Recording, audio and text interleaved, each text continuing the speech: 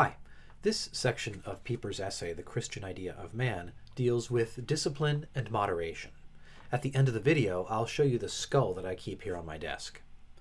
The overall theme of this section is that moderation is overemphasized in our modern ranking of the virtues. To understand why, we should recognize that as a virtue, moderation requires a certain background theory of human nature. We must conceive of the possibility of the lower powers of the soul rebelling against their control by our spirit. This rebellion is repugnant to man's being and is ultimately made possible by original sin, which deprives us of the natural inner order of our souls. Now, modern philosophies, to the extent that they hold that man is naturally good, deny this background, so the virtue of moderation is more or less unintelligible to them. The problem is made worse by the modern Christian reaction to emphasize the practice of moderation all the more strongly without building up the needed anthropological background at the same time.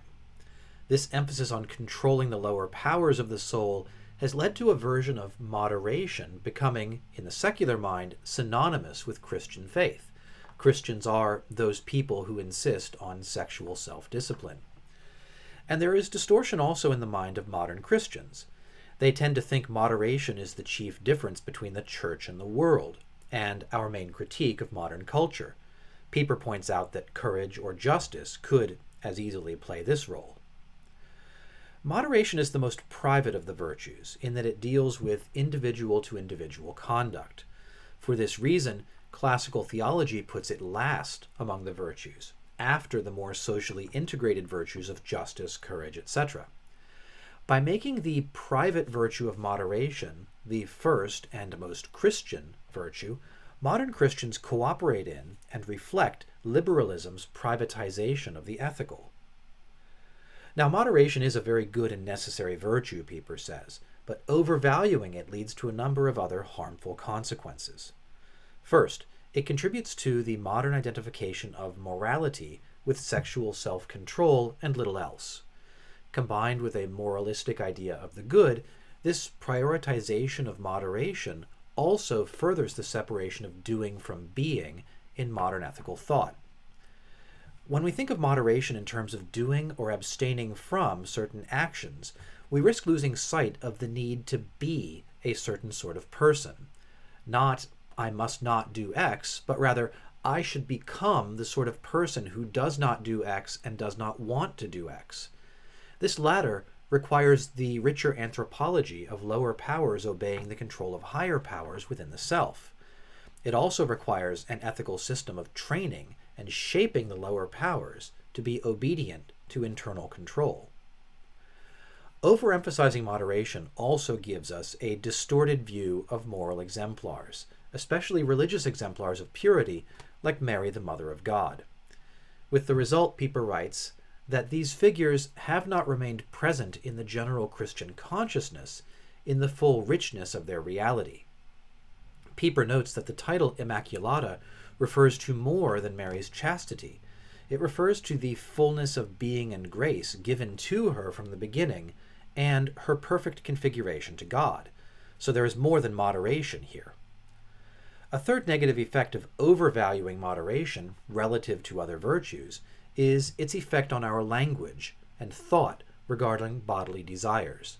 Words like passion, desire, sensuality have acquired a negative connotation, as though they are by nature sinful or at least suspicious, at odds with our choosing the good. We tend to assume that desire means sinful desire and passion means evil passion, when the truth is that desires and passions are morally neutral and can be configured to the good. In other words, we lose our grasp on all the ways the life of the senses is related to the life of virtue. To illustrate this problem, Pieper ends this section by examining Aquinas' recommended cures for sadness of the soul. Perhaps surprisingly to us moderns, Thomas's solutions to sadness in the soul are primarily sensual. 1. Any kind of pleasure. 2. Tears. 3. The sympathy of friends. 4. Contemplating the truth. And 5. Sleep and a bath. The life of bodily senses is so profoundly connected with the life of virtue that Thomas does not hesitate in a work on theology to recommend natural and sensual solutions to a spiritual problem. We should understand the value of moderation in that light. That brings us to the end of this section. The next penultimate section is about the theological virtues of faith, hope, and love. We'll discuss it next week.